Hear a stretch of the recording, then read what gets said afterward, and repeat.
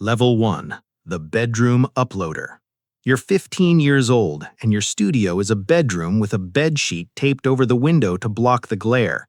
Your camera is your mom's old phone with a cracked corner propped against a stack of textbooks because you don't own a tripod. Your first video is 4 minutes and 12 seconds long, and you watch it back 9 times before uploading, cringing at your own voice every single time. You upload it at 11 p.m. on a Tuesday. Nobody tells you Tuesday is a bad day. You don't know there's a good day yet. By morning, it has 6 views. 3 of them are you checking. You don't know what a thumbnail is supposed to do. You don't know what a title is supposed to do. You just upload what feels honest and hope somebody watches it. Nobody does, not really. Your second video takes you 11 hours to edit because you don't know keyboard shortcuts, and you're dragging clips one at a time with a mouse that's starting to die. You watch tutorials on how to use the editing software while trying to use the editing software, pausing every 40 seconds. You learn that a jump cut is a thing. You learn what B-roll means. You learn these words from other people's videos about making videos, which is its own strange loop you don't think about yet. 3 months in, you have 40 subscribers. Most of them are people from your school who subscribed out of pity or curiosity, and half of them never watch anything you post. You check your subscriber count more than you'd ever admit. You refresh the page and it says the same number it said 10 minutes ago, and something in your chest sinks a little every time. This is normal. Nobody tells you it's normal. You think it means you're doing it wrong. Level 2. The Grinder. You're 16 now, posting twice a week without fail, even during exams, even when you're sick, even when a video gets 11 views and you have to sit with that number for a full week before the next one goes up. You've learned the vocabulary, click-through rate, average view duration, retention graph. You open YouTube Studio every single day, sometimes 4 times a day, staring at a retention curve that drops off a cliff at the 8-second mark on almost every video you post. You don't know why yet. You find a Discord server for creators your size, under 1,000 subscribers, all of you posting your videos in a channel called Self-Promo, all of you watching 30 seconds of each other's content out of obligation before moving on. But inside that server, someone explains pattern interrupts to you. Someone explains why your thumbnails look muddy on mobile. Someone roasts your intro, 7 seconds of a logo animation nobody asked for, and tells you to cut straight to content. You're embarrassed for about a day. Then you cut the intro. Your average view duration goes up. You start applying feedback instead of defending your choices. That shift, receiving critique as data instead of insult, is the first real skill the algorithm rewards. And nobody warns you it's a skill at all. You hit the YouTube Partner Program threshold, 1,000 subscribers and 4,000 watch hours in 12 months. It takes you 14 months. Your first AdSense payment is $2.40. You screenshot it anyway. Level 3. The Breakout. You're 17, and one video does something the others didn't. You don't fully understand why. The topic is the same kind of topic you've covered before. The thumbnail is slightly better, a face mid-reaction instead of a generic graphic. The title asks a question instead of stating a fact. The algorithm picks it up at hour 6, and by hour 20, it's outperformed everything you've ever made combined. You watch the view count in real time like it's a heartbeat monitor. 2,000, 8,000, 30,000. You don't sleep that night, partly from adrenaline and partly because you keep refreshing.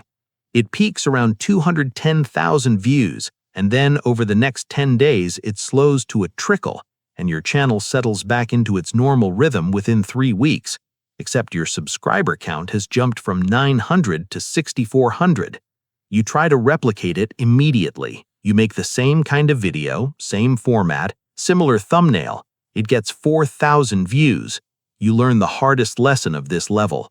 Virality isn't a formula you can rerun on command. It's a formula you can only get slightly better at recognizing after the fact.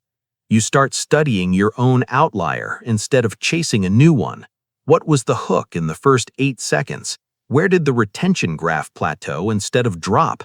You re-watch your own video the way a coach re-watches game film, pausing, taking notes, time-stamping the exact second people started leaving. Level 4, the full-time creator. You're 20 now, and you make a decision that terrifies your parents. You defer university for a year to do this full-time. The channel now makes more in a month than your part-time retail job made in 3, not because of one viral hit, but because you've built a system. You batch film 4 videos in a weekend instead of one at a time. You A/B test thumbnails using 2 versions uploaded to unlisted links and a tiny paid ad spend to see which one gets a higher click-through rate before you commit. You track everything in a spreadsheet: upload day, upload time, thumbnail style, hook type, average view duration, revenue per mil. You stop guessing. Every choice you make has a reason behind it now, the same way it didn't 3 years ago. Your first brand deal comes through email, badly formatted, offering exposure instead of payment.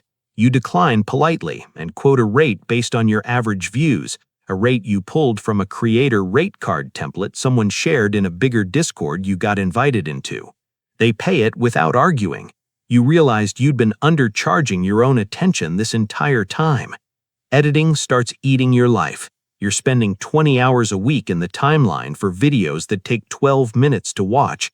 Your back hurts from the chair. Your eyes hurt from the monitor.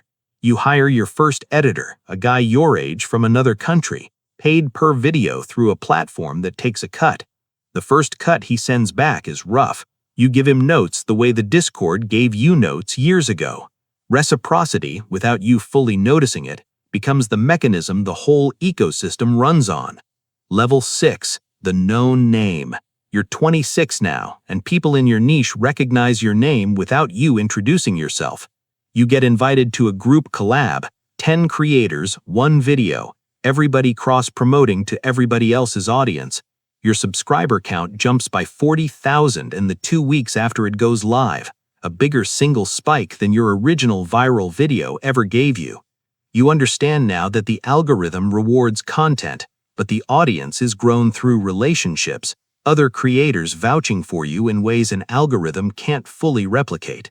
You get your first sponsorship from a real company, not a random email, an actual media kit request, an actual contract with usage rights and exclusivity clauses you don't fully understand until a lawyer friend reads it for you. You learn what a whitelisting clause means. You learn what a most favored nation clause means. The business side of this is starting to look less like a hobby and more like something with real stakes attached. You also get your first taste of the audience turning on you. A clip gets clipped out of context, a 15-second segment stripped from an 11-minute video, and it circulates with a caption that isn't what you meant. The comments are brutal for about 72 hours. You learn that explaining yourself publicly rarely helps and usually extends the cycle. You learn to let some things pass without responding, which is a harder skill than making the video in the first place. Level 6, the operation. You're 26 now, and this isn't a channel anymore. It's a small business with your face as the product. 2 editors now, a thumbnail designer you found through a portfolio site, a part-time community manager who answers comments and screens sponsorship emails so you don't have to read 40 pitches a week. You've moved out of the bedroom, obviously, into an actual room with actual acoustic foam and a light setup that took you a weekend to learn how to use properly. Your upload schedule is planned 6 weeks out on a shared calendar. You film in batches, hand off the raw footage, review a rough cut, give time-stamped notes, approve a final cut, schedule the release, and repeat. A pipeline instead of a person hunched over a laptop at midnight. Revenue diversifies. AdSense is no longer the majority of your income. It's maybe a third. Sponsorships, a small merch line, a Patreon equivalent membership tier make up the rest. You hit 7 figures in annual revenue for the first time, and you don't tell anyone outside your immediate circle because you've already learned what happens to the tone of comments once that number becomes public. You start turning down brand deals, not because you can't use the money, but because the wrong sponsor attached to your name for 30 seconds can cost you more in trust than the payment is worth. That calculation, trust as a currency separate from cash is something no tutorial teaches you. You learn it by watching two other creators you know make the opposite call and lose a third of their audience over 18 months.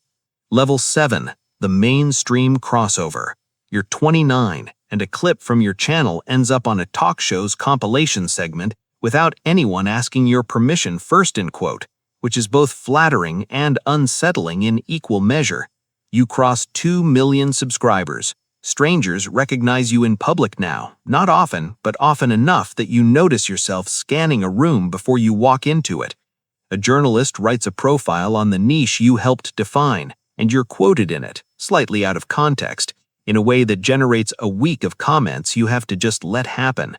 You get invited to speak on a panel at a creator conference, on stage, under real lights, in front of 800 people who grew up watching creators like you the way an earlier generation watched television.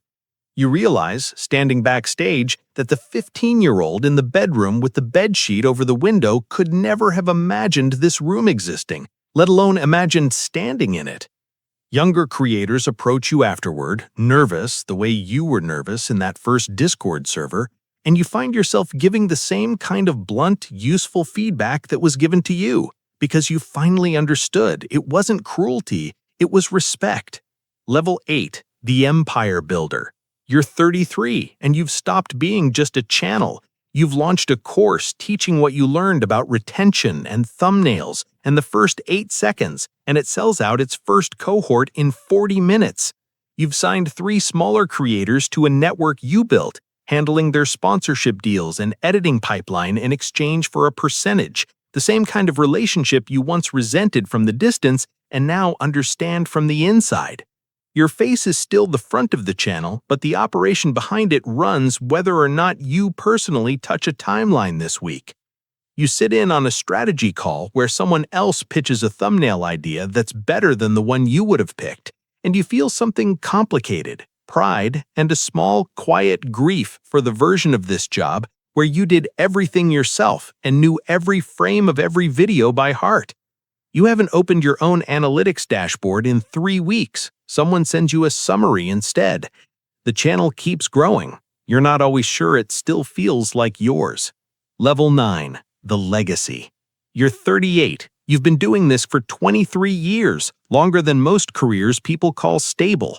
Your channel has outlasted platform redesigns, 3 major algorithm overhauls, 2 advertiser boycotts you had to publicly navigate, and a burnout so severe at 31 that you took 4 months off and told your audience you were sick because the truth that you couldn't look at a camera without your chest tightening felt too complicated to explain in a community post.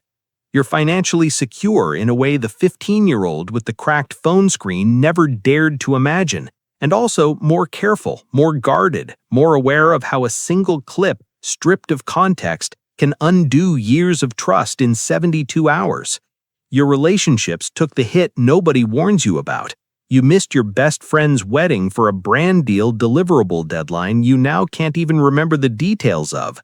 You don't regret the channel. You regret not learning sooner which deadlines were actually load-bearing and which ones you could have said no to. You sit at your desk one evening, not filming, not editing, just scrolling back through your very first upload. The 4-minute, 12-second video with the bedsheet visible in the corner of frame if you know where to look. You watch it fully for the first time in years.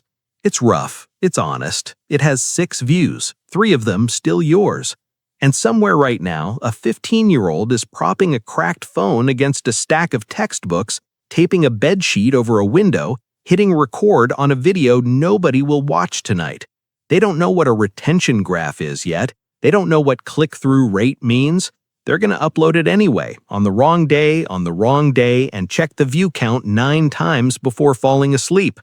Most of them will stop within a year. Some of them will keep going. A few of them will build the whole thing from a bedroom the same way you did, and they'll learn what you learned, but they'll also learn what you didn't. That's how it's supposed to work.